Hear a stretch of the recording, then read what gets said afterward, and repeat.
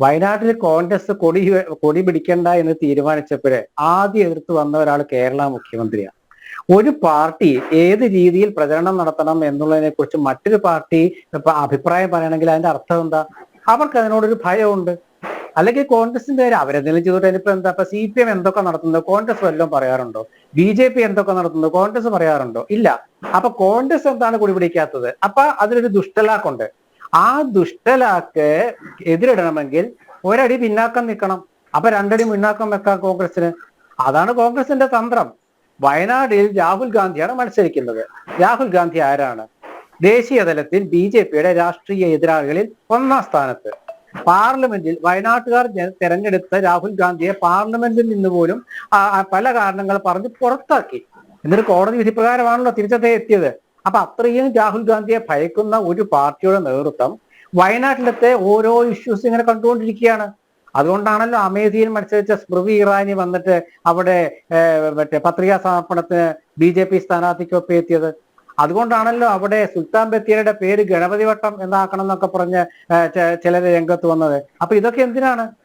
ഇതൊക്കെ ഒരു രാഷ്ട്രീയ അവരുടെ തീരുമാനമാണെങ്കിൽ ആ തീരുമാനം അവരുടേതായ ഒരു തന്ത്രം, അത്രേ ഉള്ളൂ. അപ്പൊ ഇവിടെ CPMന്റെ മുഖ്യമന്ത്രിക്ക് എന്താ വയനാട്ടിലത്തെ രാഹുൽ ഗാന്ധിയുടെ പ്രചാരണത്തിന് കോൺഗ്രസ് എടുത്ത നിലപാട് അദ്ദേഹം എന്തിനാ ഇത്ര എതിർക്കുന്നത്? അപ്പൊ അദ്ദേഹത്തിന് രാഹുൽ ഗാന്ധി ജയിക്കണമെന്ന് താല്പര്യമില്ല. BJP എന്താണ് എതിർക്കുന്നത്? BJPക്ക് രാഹുൽ ഗാന്ധി ജയിക്കാൻ താല്പര്യമില്ല. ഇതാണ് കോൺഗ്രസ് പറയുന്നത്. CPMഉം BJPയും രാഹുൽ ഗാന്ധിയെ തോൽപ്പിക്കാൻ ശ്രമിക്കുന്നു. ഇവിടെ CPMന്റെ സ്ഥിതി എന്താ?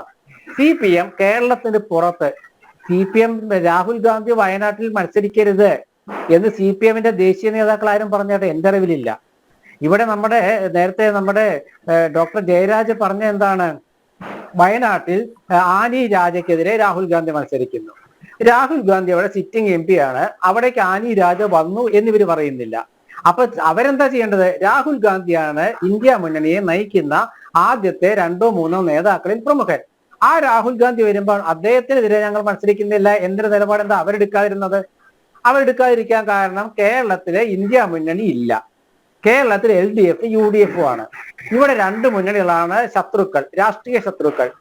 BJP കോൺഗ്രസിന്റെ ആശയപരമായ ദേശീയ തലത്തിലുള്ള എതിരാളി. കേരളത്തിൽ CPM കോൺഗ്രസിന്റെ തെരഞ്ഞെടുപ്പ് ശത്രു. കേരളത്തിൽ കോൺഗ്രസിന് BJP ഒരു തെരഞ്ഞെടുപ്പ് ശത്രു അല്ല. അതുകൊണ്ടാണ് ഇവിടെ LDFന്റെ സ്ഥാനാർത്ഥിക്കെതിരെ UDF മത്സരിക്കുന്നത്. അത് ആ മത്സരമായി കണ്ടം കെട്ട് പൊക്കോട്ടെന്ന് വിചാരിച്ചാൽ മതി.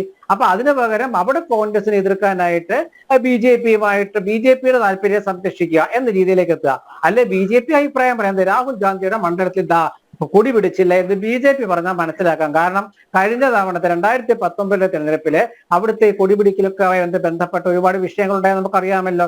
ഞാൻ ആ വിഷയത്തിൽ ചർച്ച ചെയ്യാൻ ആഗ്രഹിക്കാത്ത ഒരാളായതുകൊണ്ടാണ് ഞാൻ ഇവിടെ പച്ചയായിട്ട് പറയാതിരിക്കുന്നത്. അല്ല, ആ ചർച്ചയല്ലേ ശ്രീകുമാർ, ആ ചർച്ചയുടെ പരിണിത ഫലമല്ല ഇപ്പോൾ ഈ കൊടി ഉപേക്ഷിക്കേണ്ട സാഹചര്യത്തിലേക്ക് വരെ എത്തിയത് കാര്യങ്ങൾ.